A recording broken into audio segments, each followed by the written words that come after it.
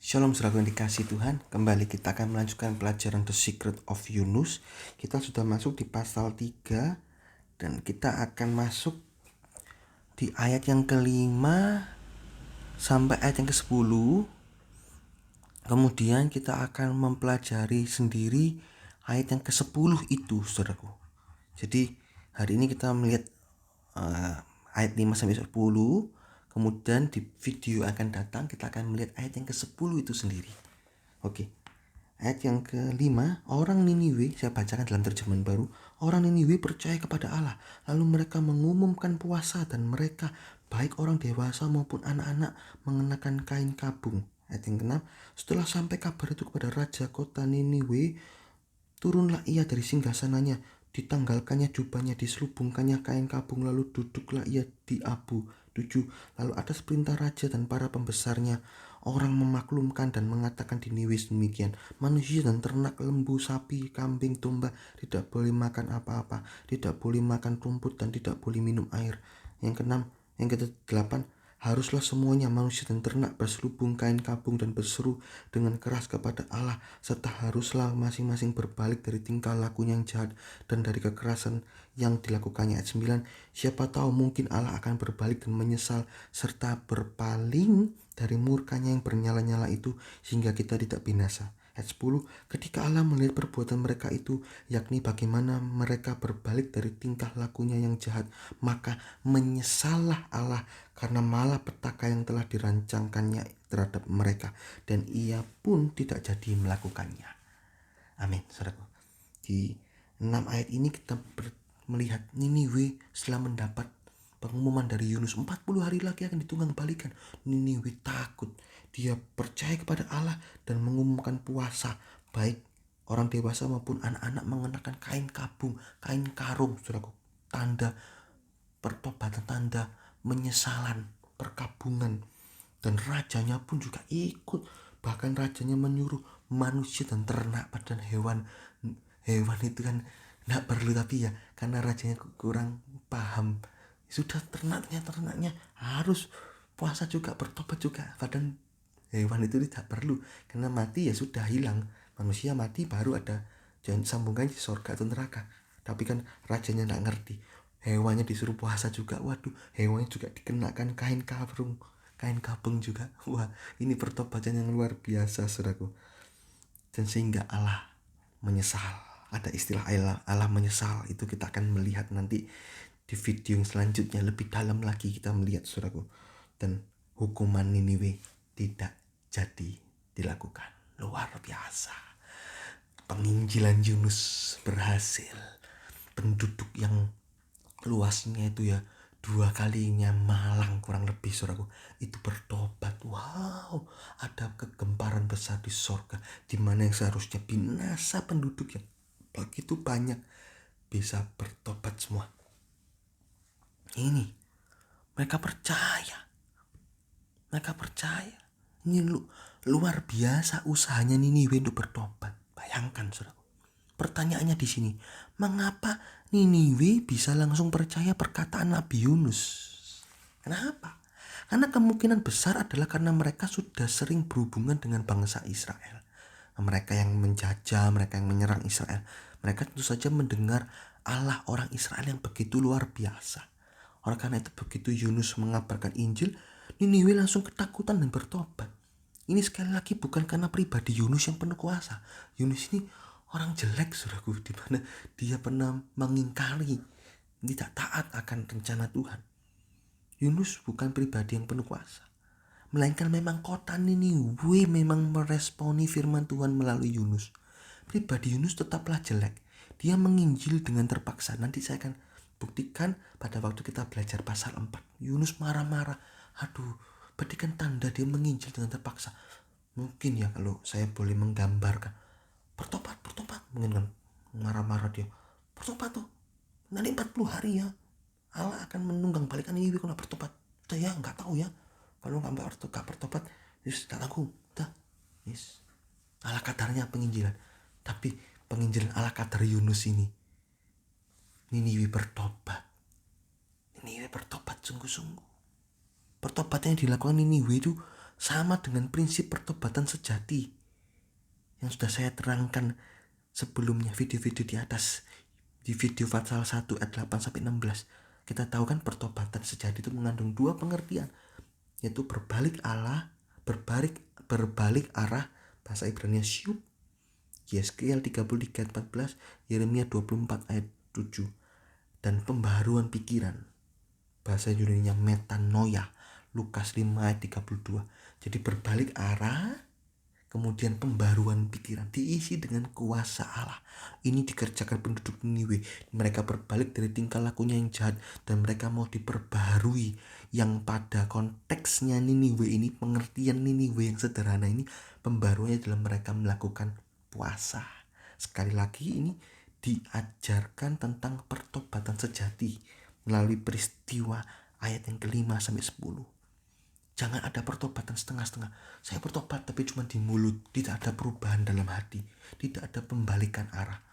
Atau kita sudah berbalik, sudah lepas ya, sudah dijuali semua ikatan-ikatan dosa, film-film porno dihancurkan semua. Ya, tapi pikirannya masih pikiran-pikiran, tidak mau diisi oleh kuasa. Enak ya. Akhirnya kembali lagi seperti bangsa Israel, sudah keluar dari Mesir, pikirannya masih pikiran Mesir, hatinya hati Mesir. Akhirnya kepingin kembali lagi sampai akhirnya binasa. Nah ini, tanpa pertobatan sejati tidak ada perubahan hidup. Pasti nanti akan kembali lagi dalam kehidupan lama. Nah, seperti bangsa Israel.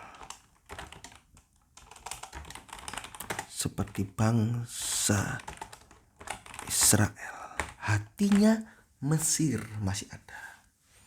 Nah, masih tentang pertobatan, saudaraku, kita tahu bahwa pada akhirnya Niniwe juga dihukum Tuhan, yaitu pada kitab Mika. Saudara kalau belajar nanti kita akan lihat lagi The Secret of Mika, saudaraku. Mika ini menubuatkan Niniwe akan hancur. Lalu kenapa? Di Yunus Niniwe bertobat, di Mika Niniwe dihukum Tuhan. Hal ini terjadi karena pertobatan ini bukan dilakukan dalam durasi waktu. Saya bertobat Tuhan dalam setahun ya, setelah setahun kembali berdosa. Tidak. Pertobatan ini dilakukan harus seumur hidup sampai mati atau pengangkatan. Tuhan Yesus datang kedua kali.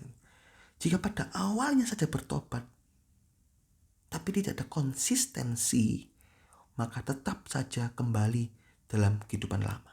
Niniwe hanya bertobat pada saat itu, dan Allah juga menghakiminya pada saat itu, sehingga hukuman tidak jadi dilakukan.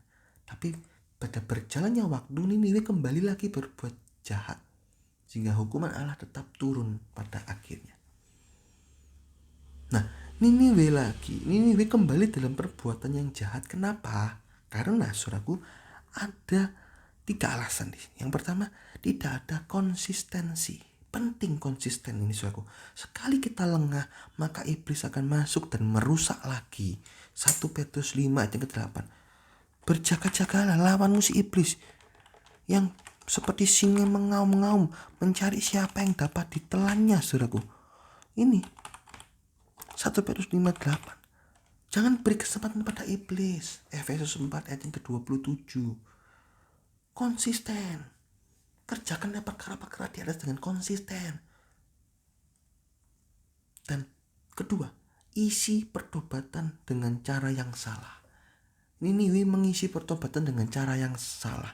Niniwe mau bertobat pada saat itu, tetapi dia tidak mengisinya sesuai dengan hukum Allah Israel. Dia tidak mau belajar hukum Allah Israel. Dia cuma bertobat. Pada akhirnya kembali lagi dalam dosa. Demikian juga kita yang sudah dibenarkan oleh darah Yesus. Kita harus mengisinya dengan cara-cara yang benar menurut firman Tuhan. Ada 8 pokok kebutuhan rohani. Kita ada 4 sehat, 5 sempurna. Di sini ada 8 pokok kebutuhan rohani. Yaitu yang pertama, hidup suci, pikul salib, mau bersekutu. Jangan sendiri-sendiri, nanti bisa diterkam. Kalau pada persekutuan kan lebih kuat. Saling mendoakan, saling menasihati. Juga suka berdoa, rajin berdoa, tiap hari berdoa, minim berdoa 1 jam, berdoa senantiasa dalam roh. Kita berbahasa lidah. Dalam saat bekerja berbahasa lidah, ada apa-apa berdoa, connect terus dengan Allah. Terus juga ibadah. Nah, beribadahlah dengan rajin, dengan setia. Saat ini masa pandemi tidak bisa offline, ya kita online, streaming dengan setia. Ibadah, baca firman Tuhan, setia baca Alkitab. Setialah baca Alkitab itu 1 tahun tuh bisa habis 1 Alkitab, saudaraku. Ada, sudah bisa cari di internet pedoman pembacaan Alkitab 1 tahun. Itu lengkap. Jangan baca renungan harian saja. Saya tulis kata saja. Karena renungan harian itu ibaratnya seperti suplemen, tambahan. Bukan makanan pokok. Makanan pokok orang Asia nasi. Makanlah nasi sehingga kuat. Jangan suplemen vitamin C, D, E, B minum terus, itu suplemen, gak mungkin kuat. Tambahan, renungan harian itu tambahan. Karena di renungan harian cuma beberapa ayat, kurang kuat. 1 tahun paling gak 1 Alkitab kita baca, terus tahun depan 1 Alkitab lagi, terus makan firman Tuhan. Dan setiap pelayanan, mulailah masuk pelayanan. Saudara harus melayani Tuhan dengan sungguh-sungguh. Karena kalau kita melayani, secara tidak langsung itu mengubah, mengolah hidup kita. Dan terakhir, bernyanyi. Sukalah memuji Tuhan. 8 kebutuhan pokok rohani ini kita kerjakan terus menerus sehingga rohani kuat. Seperti ilustrasi video-video yang lalu, anjing putih, anjing hitam. Anjing putih kalau diberi makan terus, kesucian diberi makan terus, kuat untuk menolak dosa. Anjing hitam jangan diberi makan, buang segala tontonan-tontonan yang berdosa sehingga tetap kurus anjing hitamnya, tetap tidak berdaya, dikatar geokan. Jangan pernah berhenti perang. Memang orang yang sudah lahir baru, ada peperangan antara tubuh daging dan tubuh roh. Adalah antara daging dan roh. Kita harus perang itu terus. Jangan mau kalah dengan kedagingan, dengan dosa, dengan iblis. Kita harus seperti Paulus, benar-benar mati bagi dunia dan dunia bagi kita. Galatia 6 ayat yang ke-14. Ada satu ayat lagi dikatakan dalam Yohanes 14 ayat 30. Tidak banyak lagi aku berkata-kata kepadamu, sebab penguasa dunia ini datang dan ia tidak berkuasa sedikit pun atas diriku. Dalam bahasa Inggrisnya dikatakan seperti ini. For the prince of this world come and had nothing in me. Tidak ada kedapatan apa-apa dalam hidup saya. Jadi iblis menyerang, aku mau cari ketidakjujuran dalam orang ini. Tidak ada. Aku mau cari perzinahan dalam orang ini. Tidak ada. Aku mau cari perbantahan terhadap orang tua. Tidak ada. Bingung iblis. Aku nyerang orang ini cara gimana ya? Tak cari-cari yang dosa gak ada. Tidak ada pintu masuk untuk saya bisa masuk. Kenapa? Karena kita kuat. Pagari semua. Tutup pintu masuk iblis. Pintu masuk iblis adalah dosa. Tutup pintu masuk. Jangan beri kesempatan kepada iblis. Sampai iblis bingung. Dan akhirnya kamu telah mati bagi saya dan saya telah mati bagi kamu. Galatia 6 ayat 14. Ini. Alasan ketiga, tidak ada regenerasi pertobatan. Angkatan pertama di Niniwe mungkin bertobat semua. Tapi berjalan tahun karena tidak ada regenerasi pertobatan, akhirnya muncul angkatan kedua yang tidak kenal. Seperti Mesir ya. Di dalam Keluaran itu pada waktu zaman Yusuf, mereka indah, Yusuf dilulukan. Tapi pada waktu tidak ada regenerasi kabar itu, lama-lama akhirnya Mesir ini jadi lupa akan Yusuf dan menindas Israel. Nah, perlu adanya regenerasi pertobatan. Kita perlu menularkan pertobatan di generasi di bawah kita. Jangan sampai anak-anak kita tidak meniru jejak langkah kita. 1 Korintus 11 ayat 1. Tirulah teladanku seperti aku meniru teladan Kristus. Ikutlah aku seperti aku mengikut Kristus. Niniwe tidak ada regenerasi. Setelah dia bertobat, bebas dari hukuman, dia lega. Dan dia tidak menceritakan kepada anak-anak, ayo bertobat kepada Allahnya Israel, percaya kepada Allahnya Israel. Tidak ada cerita itu. Sehingga lewat tahun, beberapa tahun, pertobatannya akhirnya hilang, pudar. Oleh karena itu, kita harus pastikan dalam rumah kita tetap berkumandang nama Yesus. Tetap berkumandang, tetap ada nama Yesus, dan setiap anggotanya turun temurun setia mengiring Tuhan Yesus. Ini yang perlu kita kerjakan, saudara. Regenerasi pertobatan. Yosua 24 ayat 15 dikatakan, tetapi aku dan seisi rumahku, kami akan beribadah kepada Tuhan. Ini Yosua memastikan dia, istrinya, anak-anaknya beribadah kepada Tuhan, dan anaknya bertumbuh juga. Anak-anaknya harus memastikan istrinya juga, anaknya yang laki bertumbuh. Selama kita masih bisa melihat anak kita, ajarin terus, ulang terus supaya kokoh imannya. Dan kalau kita bisa melihat cucu kita juga, ajarin terus cucu kita sehingga cucu kita bertumbuh dengan menjadi pribadi yang berkenan kepada Tuhan. Kalau kita masih bisa melihat cicit kita, ajarin terus. Jadi gak ada nganggur. Sudah umur 90 tahun, sudah punya cicit nganggur. Itu tugasnya anak-anak, tugasnya cucu-cucu. Gak ada.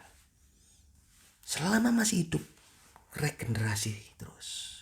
Sampai cicit, sampai canggah, lain-lain. Akhirnya dipanggil Tuhan, selesai. Aku telah mengakhiri pertandingan iman. Ini saudaraku, ini yang harus kita kerjakan. Ya, kenapa kok Niniwe kembali dalam perbuatan yang jahat? Karena pertama, tidak ada konsistensi. Komitmen tidak ada.